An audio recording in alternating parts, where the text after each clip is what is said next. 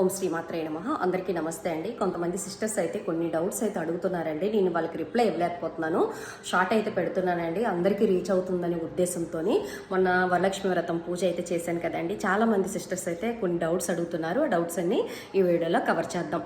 అయితే ముందుగా వరలక్ష్మి వ్రతం పూజ అయిపోయిన తర్వాత నెక్స్ట్ డే పౌర్ణమి వచ్చింది కదా. పౌర్ణమి గడియల్లో అమ్మవారికి ఉద్వాసం చెప్పొచ్చా అని అడుగుతున్నారండి. ఏ శాస్త్రంలో కూడా ఉద్వాసనకి సంబంధం లేదు, పౌర్ణమికి సంబంధం లేదండి. అయితే మనము ప్రదోష వేళలో అమ్మవారికి ఉద్వాసం చెప్పకూడదు పౌర్ణమి గడియల్లో, ఓకేనా. మనము మార్నింగే చెప్పేయండి. శనివారం రోజే ఉద్వాసన అమ్మవారికి 8 తర్వాత చెప్పండి, 8 లోపు చెప్పకండి, దుర్ముహూర్తాలు ఉన్నాయి, ఓకేనా. ఇది ఒకటి అడిగారండి, డౌట్ క్లియర్ అయిపోయింది అనుకుంటున్నాను. ఇంకొంతమంది ఏమడుగుతున్నారంటే, అక్క కలసం ఏర్పాటు చేసుకుంటాం కదా, కలసంలో కొంతమంది బియ్యం పోస్తున్నారు, బియ్యం పొయ్యొచ్చక్క అని అడుగుతున్నారు. కలసంలో ఎప్పుడు బియ్యం పొయ్యొద్దు, వాటరే వెయ్యాలి, నీళ్ళే వెయ్యాలన్నమాట, ఓకేనా. కింద ప్లేట్లో బియ్యం పొయ్యండి, ఆ బియ్యం పైన కలసం పెట్టండి. అంటే రాగి చెంబు కానీ ఇత్తడి చెంబు కానీ అలాగే వెండి చెంబు కానీ పెట్టి ఆ వాటర్ వేసుకొని దానిలో మనము పసుపు కుంకుమ, ఆ తర్వాత అక్షతలు, జవ్వాది పౌడరు, కొంచెం పచ్చకర్పూరం, అలాగే లవంగీలు, యాలకులు ఇలాంటివి వేయండి. అలాగే రూపాయి కాయిన్ ఒకటి ఇవ్వండి, దానిపైన మామిడాకులు పెట్టండి, లేదంటే తమలపాకులు పెట్టండి, దానిపైన కొబ్బరికాయ పెట్టి జాకెట్ పీస్ పెట్టి అమ్మవారికి అందులో రూపు పెట్టాలి. అంటే దానికి రూపు పెట్టి అమ్మవారికి ఆవాహ్యం చేస్తాం కాబట్టి మీరు కలసంలోని వాటర్ మాత్రమే పోయాలి. చాలా మంది సిస్టర్స్ కామెంట్స్ చేశారండి, ఓకేనా. అమ్మవారికి అలంకరణ చేస్తాం కదా, ఆ కలసంలో బియ్యం పోసుకోండి.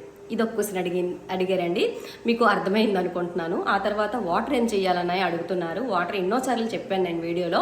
వాటర్ అయితే ఇల్లంతా చిలకరించండి, తీర్థంగా తీసుకోండి. ఆ తర్వాత తులసి మొక్కకైనా లేదంటే ఏదైనా మొక్కలకైనా వేసేయండి. ఆ బ్లౌజ్ పీసు మీకు నచ్చితే చక్కగా ఆ కొబ్బరికాయతో పాటు బ్లౌజ్ పీసు గుమ్మానికి కట్టుకోండి, చాలా చాలా మంచిదనమాట. ఇది ఒకటి డౌట్ క్లియర్ అయిపోయింది అనుకుంటున్నానండి. ఇంకొక డౌట్ ఏమడుగుతున్నారంటే, అక్క ప్రెగ్నెన్సీ వాళ్ళు పూజ చేసుకోవచ్చా అని అడుగుతున్నారు. 7th మంత్ ముందు అయితే పూజ చేసుకోవచ్చు అనమాట. 6th మంత్ వరకు మనం చక్కగా పూజ చేసుకోవచ్చు అనమాట. ఈ డౌట్ కూడా క్లియర్ అయ్యింది అనుకుంటున్నానండి. ఇంకొక డౌట్ ఏమడుగుతున్నారంటే, అక్క తోరణం మనం కట్టుకుంటాం కదా, తోర గ్రంథి పూజ చేసిన తర్వాత ఆ అంటే మనము అది ఎంతవరకు ఉంచుకోవాలి మన చెయ్యికి అని అడుగుతున్నారు. మనకి ఒక రోజంతా ఉంచుకొని శనివారం మనం పూజా ద్రవ్యాలు తీసేస్తాం కదా, దాంతోపాటు అది కూడా తీసేసి పచ్చని మొక్కకు కానీ పోసేయండి, అంటే పెట్టియండి, ఓకేనా. ఈ విధంగా చేసుకోండి. చాలా డౌట్స్ అయితే అడుగుతున్నారు. సప్త శనివారాల కోసం కూడా అడుగుతున్నారు. చక్కగా మార్నింగ్ మీకు వీలు కాకపోతే సాయంత్రం అయితే ముడుపు కట్టుకొని సప్త శనివారాలు అయితే పూజ అయితే చేసుకోండి ఫ్రెండ్స్. ఈరోజు నాకు కొంచెం క్యాంప్ ఉందండి, అందుకే చాలామంది సిస్టర్స్ కామెంట్స్ చేస్తున్నారని ఈ వీడియో పెట్టడం జరుగుతుంది. ఇంకా మీకు ఏవైనా డౌట్ ఉంటే కింద కామెంట్ బాక్స్లో నాకు పోస్ట్ చేయండి. అందరికీ రీచ్ అయినట్టుగా ఇది షేర్ చేయండి వీడియో. సర్వేజన సుఖనో భవంతు. ఓం శ్రీ మాత్రే నమః.